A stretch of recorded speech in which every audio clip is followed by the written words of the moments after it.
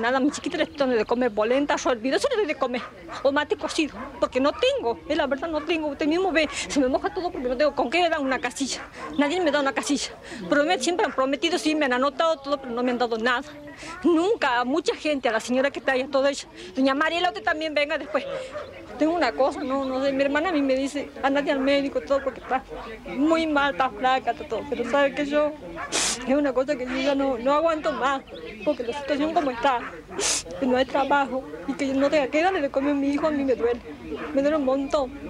Tiene que ella me pregunta, mamá, ¿qué vamos a comer? Y yo, ¿qué les voy a contestar? No hay, no tengo. Ellos no entienden, son chicos, pero uno le tiene que decir la verdad. Tiene que decir la verdad, pero bueno, a mí me duele decir que no tengo que darle de comer, pero es la verdad.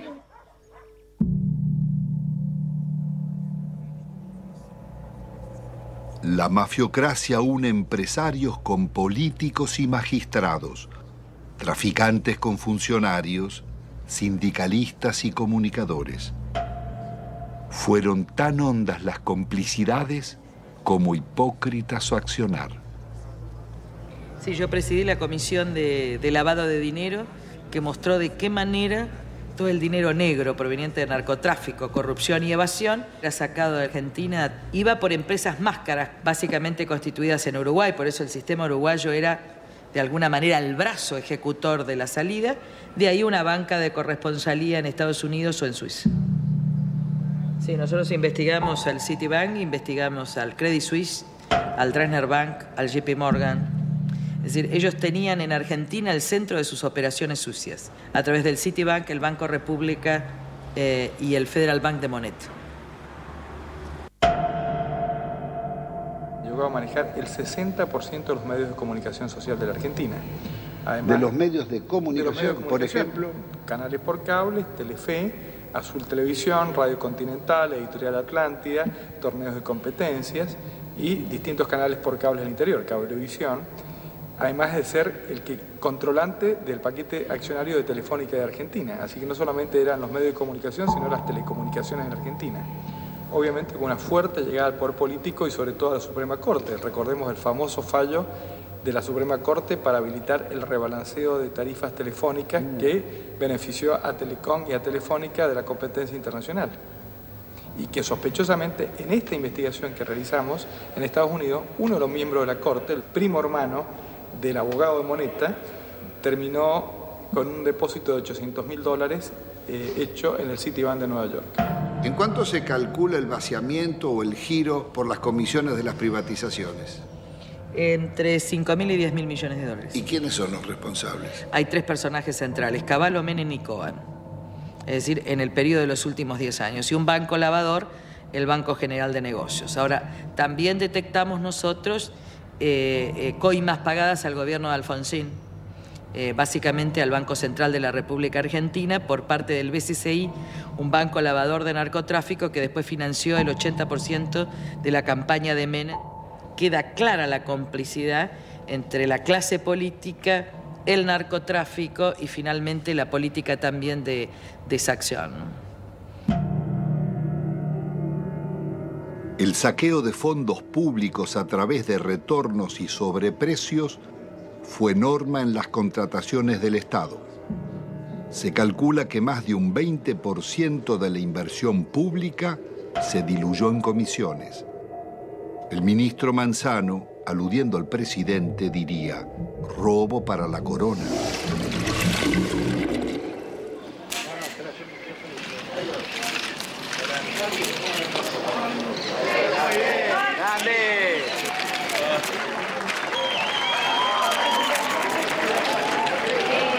Presidente, ahí, presidente.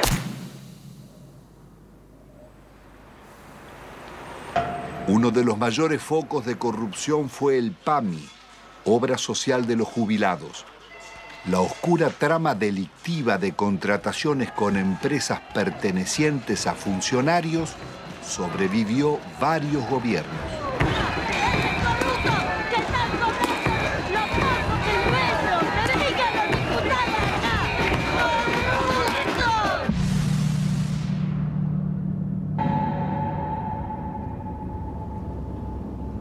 Yacyretá es una de las más grandes represas de llanura del mundo, con un dique de contención del río Paraná de 67 kilómetros de largo. Fue la mayor obra financiada por los argentinos y la caja negra de la política nacional desde la dictadura en adelante. ¿Cuál fue el mecanismo de la corrupción en Yacyretá? Bueno, fue sobrevaluar siempre los valores de las obras, alargar los plazos de obra, llevar la obra hacia adelante, como hoy estamos, sin poder terminarla y generando costos, porque estamos hablando de 13.000 millones, pero todavía no sabemos cuándo la vamos a terminar. 5 veces más costaba. 5 veces. Le doy un ejemplo concreto. La reprogramación 85, evaluada en 30 millones de dólares, que fue informada durante varios años al Banco Mundial y al Banco Interamericano de Desarrollo. Ese valor terminó firmándose en el año 89 en 180 millones de dólares. Muchos lo firmaron, algunos no la firmamos y así quedamos fuera del trabajo de Yacyretá en la consulta. Entre esos usted. Entre ellos. ¿Y quién no, estaba era un frente a la señor Carretoni. Sí. Fue el que manejó toda la campaña de Alfonsín en su momento y de Angelos en el otro. Convencional constituyente también. Convencional en el 94. constituyente en el 94. El señor Carretoni, que era el dueño de la consultora libre del Grupo Argentino. Suegro del director general de la constructora. ¿De quién? Repítemelo. El señor Carretoni, suegro del ingeniero Rizzo. Es decir, que el jefe de la consultora que debía controlar costos, terminación, calidad técnica de las obras, era el suegro del constructor. Exactamente, eso.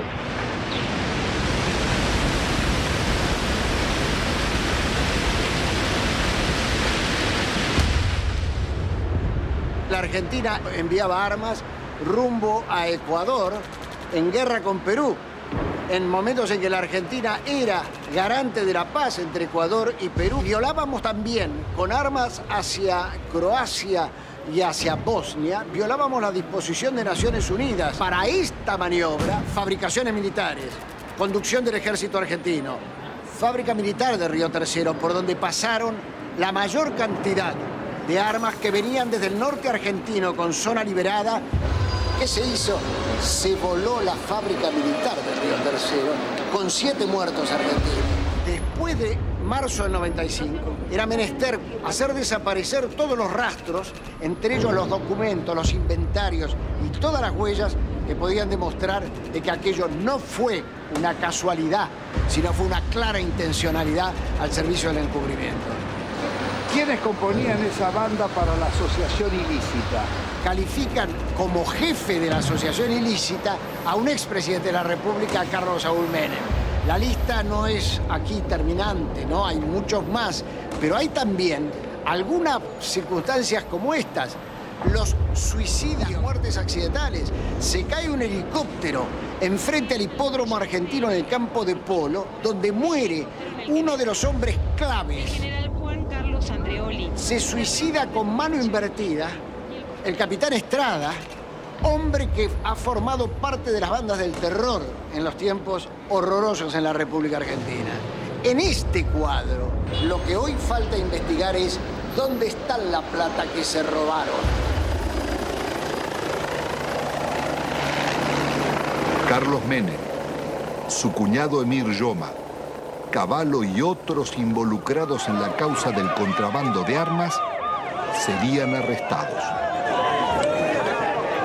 Pero la Corte Suprema los dejaría en libertad. El delito impregnó la dirigencia en todos sus niveles. Ministros, jueces y altos funcionarios fueron llevados a la justicia por causas de corrupción, como los justicialistas Alberto Coan, Gerardo Sofovich, Juan Carlos Alderete, Matilde Menéndez, María Julia Alzogaray, Carlos Grosso, Claudia Bello, Triaca, Dadone, Grisanti, Amira y Emir Yoma, Vico y Espadone, los funcionarios radicales Del Conte, Mazorín y muchos otros, y los candidatos presidenciales Angelós y Masachesi. lo que hace a combatir la corrupción.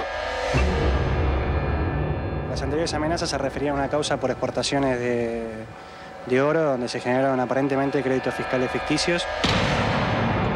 Si no querés que te arruinemos en el trabajo y la vida, deja de romper las pelotas, me corta en el brazo. Durante los años de Menem, las mafias se desarrollaron bajo la complacencia del gobierno y seguirían actuando después. Su accionar dejó decenas de secuestros extorsivos, asesinatos, robo de vehículos, muertes dudosas o por gatillo fácil, falsos accidentes y suicidios nunca esclarecidos.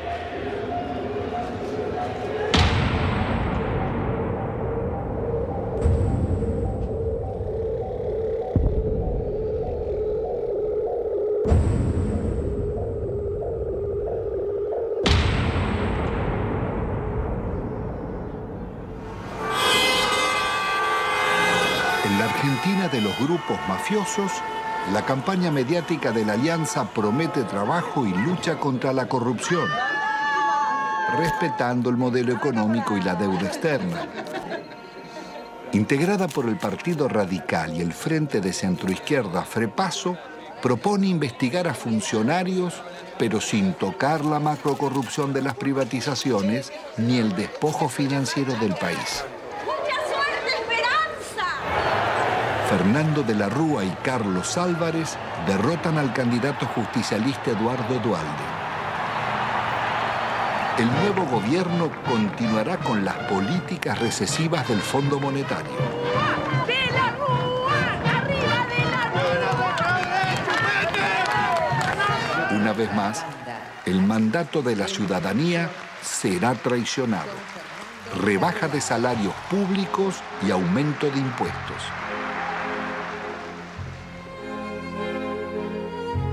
De la Rúa viaja a España llevando la prórroga de la concesión del yacimiento de gas más rico del país, Loma de la Lata, para la petrolera Repsol.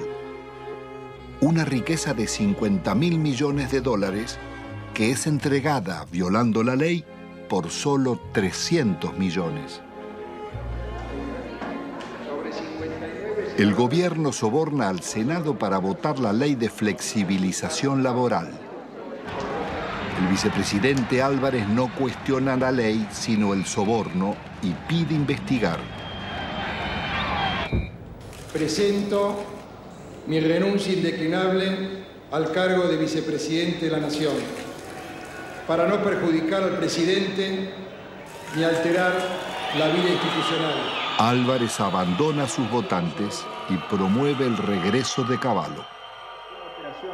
Ungido superministro, renegocia la deuda externa.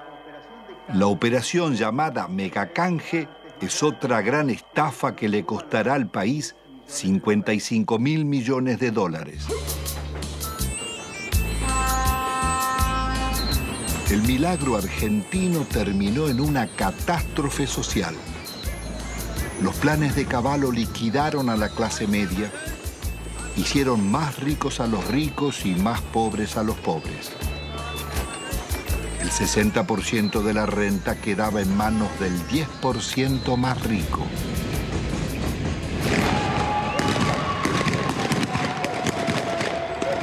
Está padeciendo la gente tiene hambre, somos guerrilleros, mirá la hambre que tenemos. De la Rúa opta por la represión. 2 jóvenes desocupados son asesinados en Corrientes al desalojar un puente. Otros 3 piqueteros baleados en Salta y Jujuy. Jamás un presidente constitucional había dejado tantos muertos en tan poco tiempo.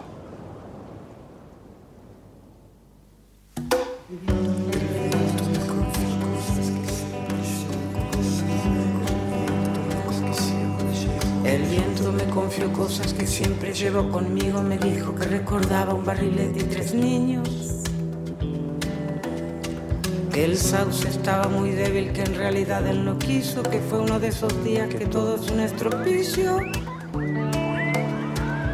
Iba cargado de culpa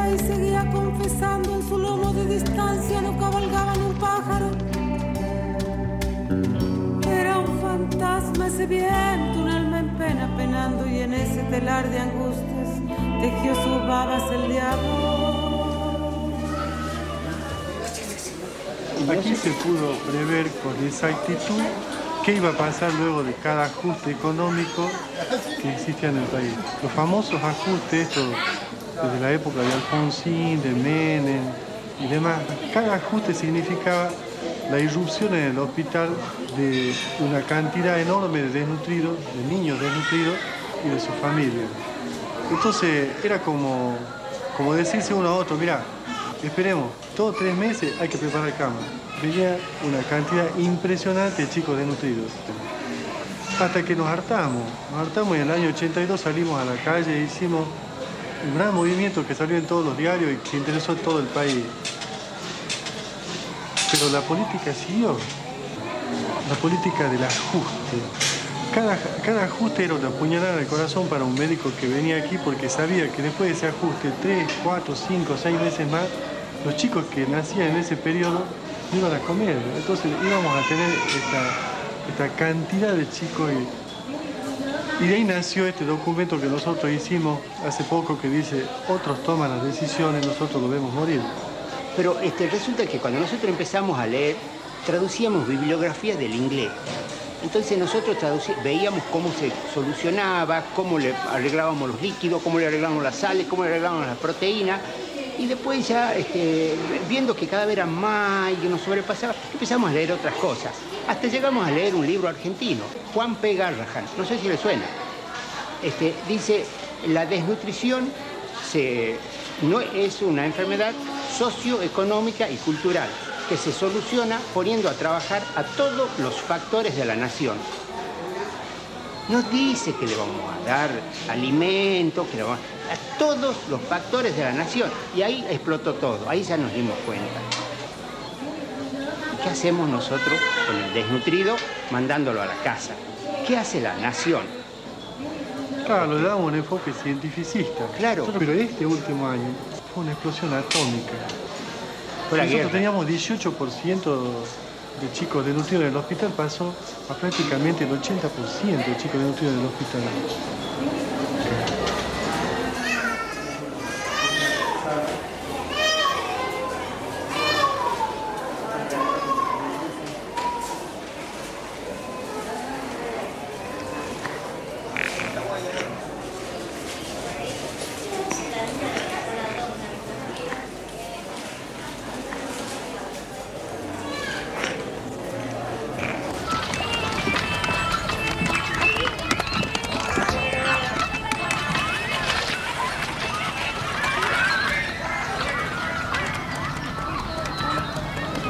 Ustedes ven un basural, los niños sin padre, una chica de 14, 15 años embarazada, ningún padre, un montón de los hijos de nadie, donde comen un día sí, un día no.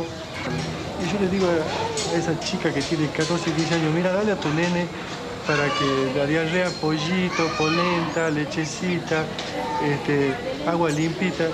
Y bueno, eso es una falta a la ética, eso es una crueldad inconcebible. ¿Cómo le voy a decir si ella está comiendo de la basura? Los chicos viven de la basura. Estos son sobrevivientes de la tercera generación de desnutridos o de la segunda generación los que están dando a luz estos chicos. Porque cuando se produce el fenómeno mueren muchos chicos. Los que logran sobrevivir, sobreviven con baja estatura, con menos fuerza, con menor capacidad intelectual, pero no por eso dejan de ser personas. No por eso deja de tener sentimientos. Eso de calificarlos como si fuera un subproducto de la sociedad es indignante. Son personas como vos y como yo. No solamente desde el punto de vista de los derechos, sino desde el punto de vista de que también le duele un hijo, de que también le duele una criatura que se le muere, que se le enferma, y de que también tiene derecho a tener su casa, su agua potable, su comida todos los días, su trabajo. Los derechos, aquí hablamos de derechos humanos. ¿Qué derecho humano tiene esta persona? Se le han pisoteado todo, absolutamente.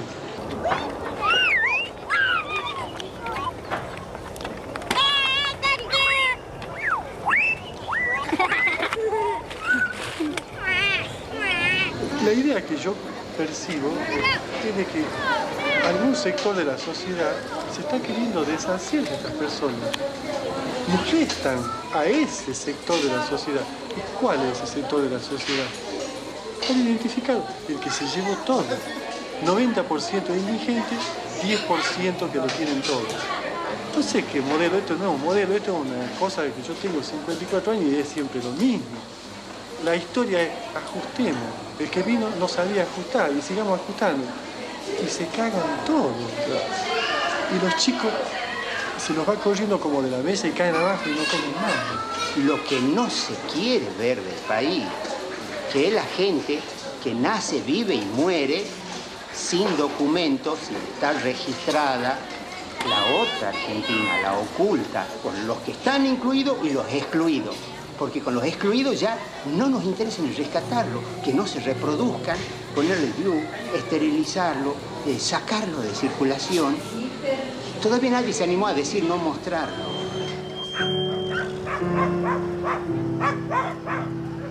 Produciendo nuestro país una riqueza alimenticia capaz de satisfacer 300 millones de personas. Los niveles de pobreza que denunciaba la película La Hora de los Hornos en los años 60 serían apenas el anuncio del genocidio neoliberal de los 90.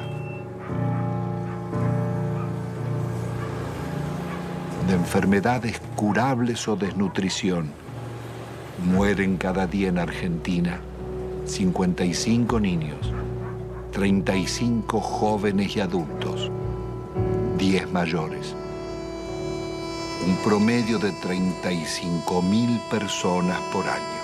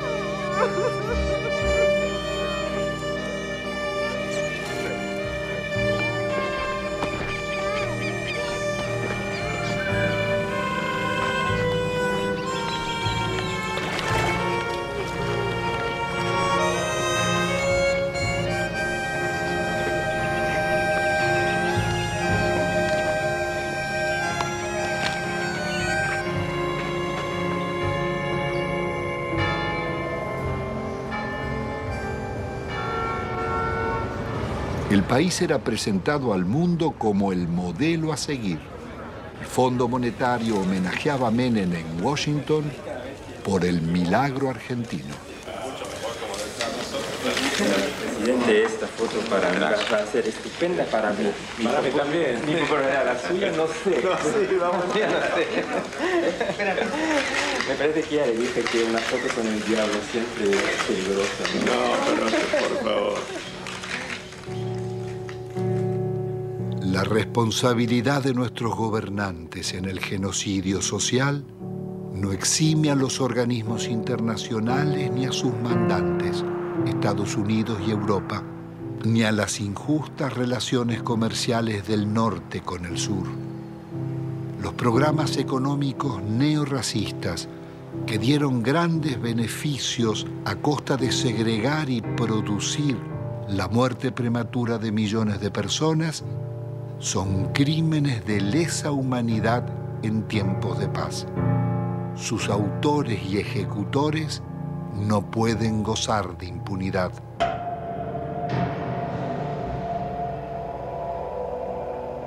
Después de un cuarto de siglo, el balance económico es devastador. La deuda estatal y privada pasó de 7.800 a cerca de 170.000 millones de dólares, pero se ha pagado en concepto de servicios casi otro tanto y 150.000 millones se han fugado al exterior. Argentina ha perdido otros 150.000 millones por los subsidios agrícolas en Europa y Estados Unidos. Desde 1999, el crecimiento será cero y el país marcha hacia la devaluación y la cesación de pagos.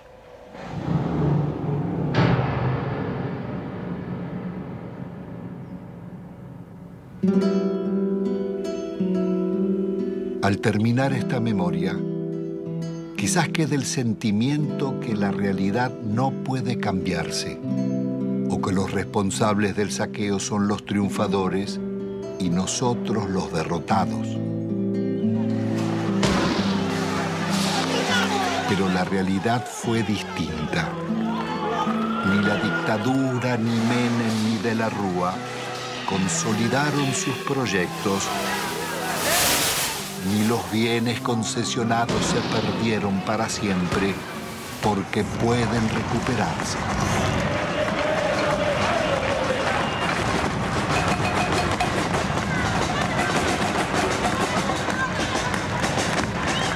El modelo neoliberal terminó en una hecatombe. Sus responsables no pudieron vender todo lo que deseaban, ni los mayores bancos públicos, ni los grandes astilleros Río Santiago, ni las usinas termonucleares, ni Yacyretá, Salto Grande o EPEC.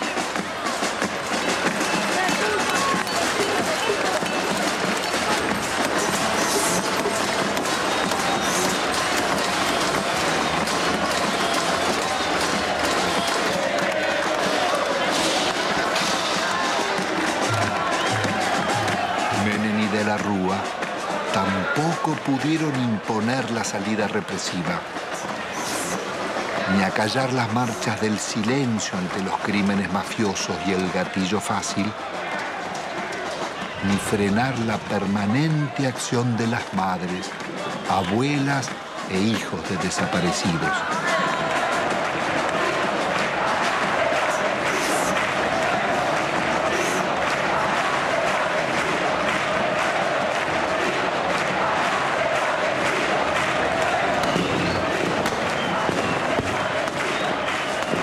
Se los impidió otra historia, la de miles de luchas y movilizaciones de resistencia del movimiento social desarrollado durante la década. Organizaciones territoriales, piqueteros, comedores y asambleas barriales, ocupaciones de tierras y asentamientos, la Gran Marcha Federal y cientos de otras marchas y paros nacionales. El CTA, las fábricas recuperadas por los trabajadores, las continuas protestas de jubilados, las mujeres rurales en lucha, estudiantes, ahorristas, comerciantes y artistas culminaron en esa pueblada espontánea de diciembre que, como el 17 de octubre o el Cordobazo, cambiarían la historia argentina.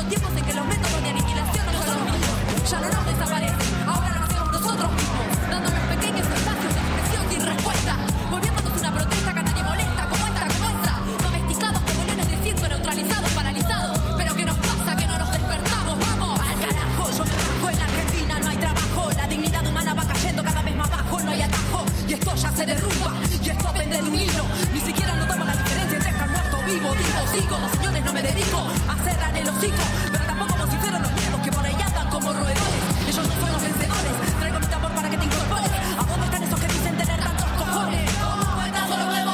Aquí molestando de nuevo, patriotas con patriotas, dando guerra al mundo entero con emblema, saboneando reacciones reales de todo aquel que tenga duda, a ser parte de esta lucha que con nosotros aquí se renueva.